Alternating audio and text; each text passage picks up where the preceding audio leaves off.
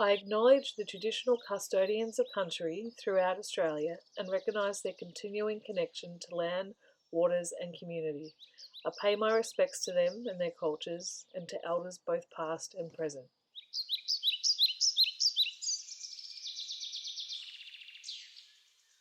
Hello, I'm Danielle Heckle and welcome to my practice framework. Today I'm going to explain my practice framework as a narrative because I feel narrative therapy, counselling, storytelling I really resonate with and is part of my practice framework. As you can tell, I have created a pond which represents my framework. The murky water in the pond represents who I am, my life experiences, and the personal values that I hold. The blooming lotus flower represents the learning that I've formed throughout my degree, the theories, the models, and the frameworks that I'll bring to my social work practice. The rocks on the side of my pond embody the skills and knowledge that I'll bring to my practice and explain why these are important. And the ground is what holds my pond together, and this represents the elements that will keep me accountable and grounded to my professional practice, because without these, there would be no pond. The theme of my framework is the growth of a lotus flower from the murky water every morning, unstained, is a sign of rebirth, symbolising one who performs their duty with a kind heart, without attachment, and I'll come back to this later on in my presentation. A little bit about who I am and what is in my murky pond water. My ancestors were convicts from England, and I'm a third generation Australian on my mum's side from Scotland. I grew up in a working class family. I have one older sister and two younger sisters. I have a brother who passed away when I was 10, and I'm currently 42 with a blended family, and my daughter's father passed away when she was 16 months old. He suffered from bipolar and substance use disorder. My perspectives and beliefs that I bring to my practice is that early childhood experiences are important to a person's development. A person's life is made up with many entwined systems. People grow and change throughout life, and a person is shaped by their social environment, experiences, and the relationships one creates. The values I hold in my pond are family, respect, compassion, flexibility, inclusiveness, empowerment, accountability, and integrity. The next part of my framework I'd like to explain is the lotus flower, which is my theory. Here I've used Payne 2014's way of looking at theory, which is breaking it down into theory, practice models, and perspectives, because I feel this is how I work. Payne says theories are an overall explanation of the person in their environment, and theories assist with understanding why a problem is occurring and where an intervention should take place. The practice models are a blueprint of action or intervention working with a person, and it describes what happens in practice. And the perspective is a way of viewing the world from a value position. Here is an overall view of the theories, practice models, and perspectives that I currently have in my framework. This just gives you a little bit of an overview, but what I'll do is break these down for you. So, systems, it encompasses the nature of the complex systems of a person's life. And it's about investigating all the systems that contribute to one's behaviour and welfare. So, systems theory emphasises the relationship among individuals, groups, organisation, and communities, and it focuses on the interrelationship between the systems. And it's best applied when there are several systems that are interconnecting. One of the systems that I will use is Bronfenbrenner's ecological system. I feel like I will use this in my practice because it will give me a holistic picture of the person within their environment. Another systems theory I have in my practice framework is family systems, and this is about understanding the role a person has within their family system and the system itself. So I'll use this in assessment to help me gain an understanding of how a family is functioning, whether they're balanced or dysfunctional, their organisation, their strengths, and the problems. This theory is relevant to my social work practice because my value is families and I'd like to work with families. And I also understand that a person can't be understood in isolation of each other. It's about them within that family system. I also understand while this theory is a comprehensive theory working with families, the challenge is that it only focuses on the family, and this theory can't be used in every practice context.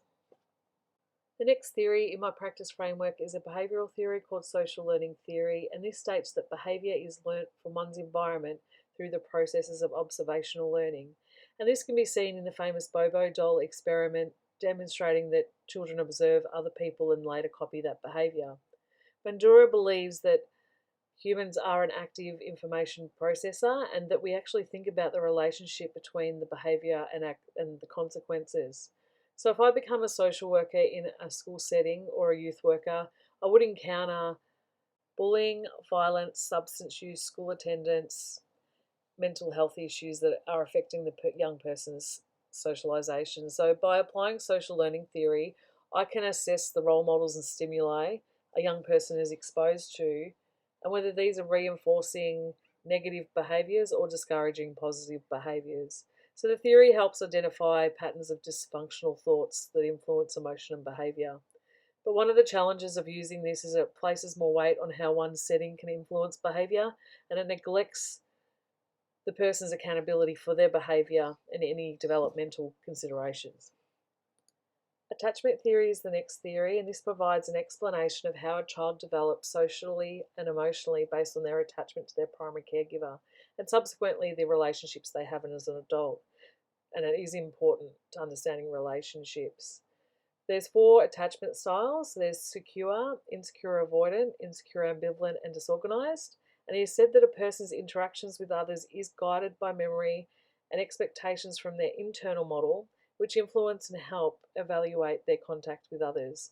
So, attachment theory can be applied to children and adults, and it's relevant to social work practice as it helps us understand relationships and the behaviour that can result from different attachment styles.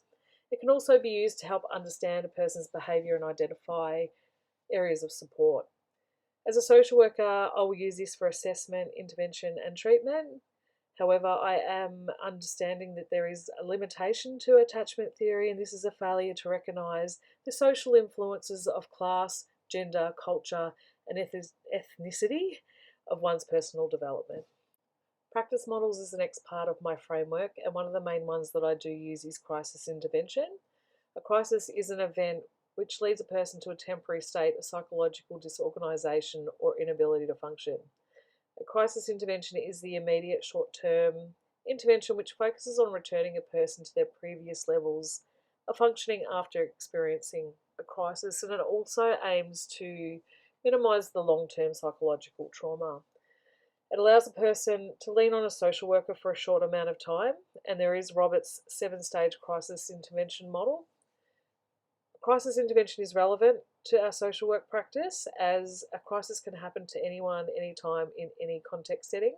And it is important to understand the stages a person goes through when experiencing and resolving crisis. We need to also understand how to assess the situation, build rapport, offer services, offer support, and also help them learn from the crisis and how they can use that to cope with similar situations in the future. One of the challenges to crisis intervention is there's no one size fits all approach. Every crisis or situation is unique to the person, and challenges such as cultural, religion, a person's values or beliefs can create new crises if not handled professionally. Person-centered therapy is the next model in my practice framework, and Carl Rogers believes a human's basic motive is a tendency towards self-actualization, and that's to fulfill one's potential and achieve the highest level one can. So self-actualization occurs when a person's ideal self is congruent with their behaviour and their self-image. And Rogers also states that for a person to grow, they need an environment that provides them with genuineness, acceptance, and empathy. And without these, healthy personalities and relationships will not grow, much like a lotus flower without its water. Person-centered therapy is relevant to my role as a social worker because I'll be creating these environments, and I'll also be putting the person in a position where they are the expert of their own life. While I'll always do my best to put the person in a position where they are the expert in their life, I know this will be challenged at times. And as a social worker, I do need to uphold the values and responsibility of my ethical practice on my profession, and at times this will challenge the person-centered approach. Task-centered practice is in my framework, and this is recognised as a foundational social work practice that incorporates case management approaches. It is a goal-focused interpersonal change approach that recognises that social workers are an active part of that process, with the ultimate goal of empowering the person that you're working with. So in task-centered practice, social workers work on mutually agreed set of target problems, enabling the person that they're working with to design and carry out their own action plan. I've seen task-centered practice used within the hospital setting with discharge planning, mental health workers and youth workers using it as an action plan for their clients. And I've also seen family support workers working with families with complex needs, helping them break down their goals. There are challenges to working in task-centered practice. It is important that I'm enabling the person that I'm working with, that it's their plan and end goal, and working towards empowering them and not disempowering them. I also need to work within the confidentiality limits, and that's understanding what conditions information can be shared with others and other organisations, and how I'll be transparent with the person that I'm working with. Narrative therapy is also in my practice framework, and it is based on the idea that the narrative we all have actively shapes our experience, sense of self, and our life choices. Fuchs states that people can be constrained by harmful narratives that they've generated. Narrative therapy seeks to be respectful, a non-blaming approach that helps people identify their values, skills, and knowledge so they can effectively confront problems and make room for new stories. I've applied narrative therapy in counselling sessions. Narrative therapy requires a worker to be curious, open, and respectful towards separating the person from their problem. The approach holds on to social constructionalism, belief that there are no absolute truths. A challenge of the application of narrative therapy, however, is you do need time with the person that you're working with, and this cannot be used in all practice settings. Now that I've explained some of the main theories and models that I do use in my practice framework, I'd just like to show you a list of a few more that I do use. I just couldn't possibly fit them into the 20-minute presentation to be able to explain them in depth. The next part of my practice frameworks is perspectives, and perspectives is the way of viewing the world from a value position. Strengths-based approach is part of my framework, and it is a social work practice that emphasises on self-determination and strengths. It's a philosophical way of viewing a person as resourceful and resilient when faced with adversity. The practice focuses on the positive attributes of the person, and the practice is important towards aiding and recovering empowerment with people. It operates on the assumption that all people, even when faced with problems, have the strength and resources which they can draw upon to make positive changes. Strengths-based approach is relevant to social work as it's part of our core practice standards.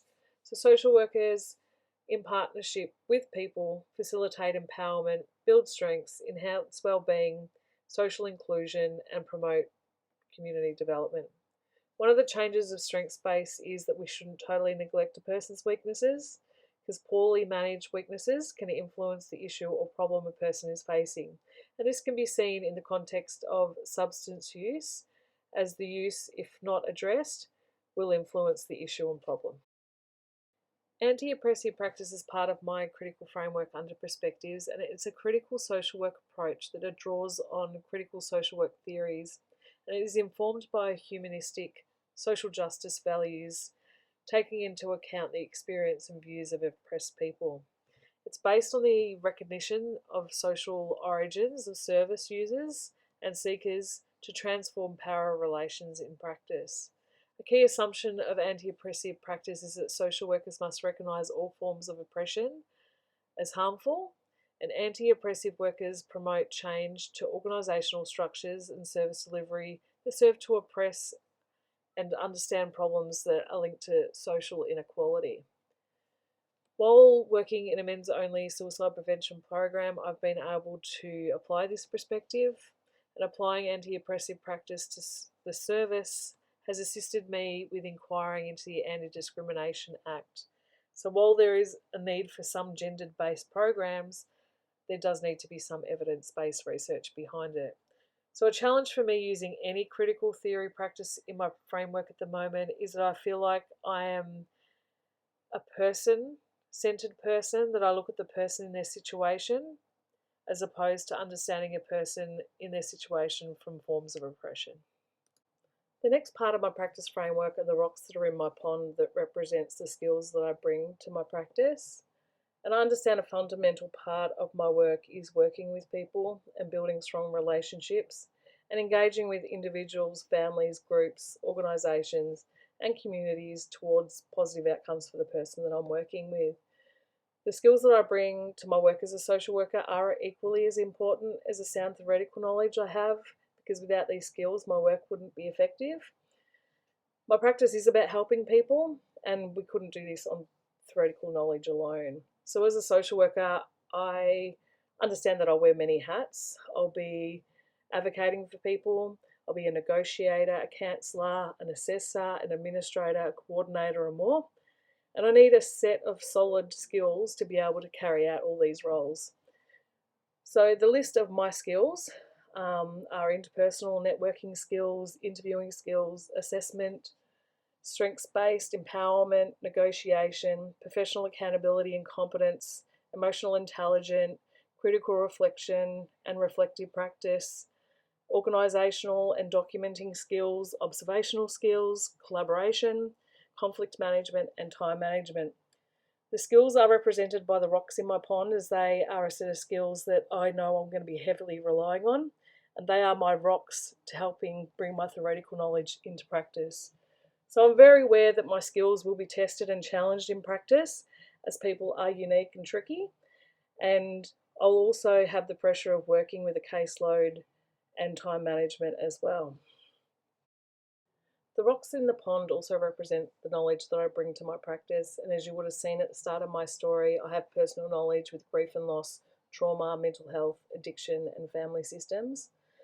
The professional knowledge that I bring to my practice is from my work experience, and I've worked at Lifeline, RACV, and I've been a life and fitness coach, which has helped build my sound interpersonal skills. The specialist knowledge that I bring to my practice is crisis support, safety planning, and counselling, where I completed half a Bachelor of Counselling before transferring over to social work. And the knowledge does add to my competency levels. However, I am aware I'm going to be challenged in practice, and this will be through triggers, and this is where the ground of my pond comes into play. The ground of my pond is what keeps me accountable and grounded to my professional practice, because without these, there would be no pond. The accountability is represented by the AASW Code of Ethics, Practice Standards and Membership, and working within the boundaries of my professional practice. Throughout my presentation, I have given some examples of working within my professional codes, and I feel being an AASW accredited member will hold me accountable for my professional practice. I could also see that my personal values that I spoke at the beginning of resonate with the values of my professional practice, and this is what binds my pond water and my ground together. So to keep myself grounded, I will continue to check in with myself regularly and reflect on what the current context that I'm working in requires of me and what professional development courses I can do to assist building my knowledge. Because an important part of my ongoing learning is active learning. I also need to be accountable for myself professionally and personally, and this will require self-awareness, checking in with my health, attending to triggers that may happen within my practice, and allocating time for self-care and attending external supervision. Coming back to the theme of my framework and the delicate lotus flower that's been blooming throughout the presentation, the four elements, the murky water, the rock, the ground, and the lotus, are a whole system that work together to create one who performs their duty with a kind heart without attachment. I understand the work that I'll do is as delicate as a blooming lotus flower, and that I need to be constantly aware of the challenges of vicarious trauma and power that can impact the whole system. Vicarious trauma is a result of working and engaging with people and their traumatic experiences, and it's a form of countertransference that's stimulated by the exposure. Studies have shown combining psychological safety and wellness programs within the workspace will prevent burnout, vicarious trauma, and foster resilience. So keeping my pond healthy is about checking in with the environment that I'm working in and adapting some of these programs to my professional and personal life. The last challenge is power and understanding my position of power personally and professionally when working within the community. And I need to bring to my practice culture humility, opening my awareness to my own biases and perceptions, which is now a lifelong learning, self-reflection process of mine. I understand that my narrative and the condition of my pond will change as my experience continues to grow. Thank you for listening to my practice framework, and I wish you all the best for your future practices.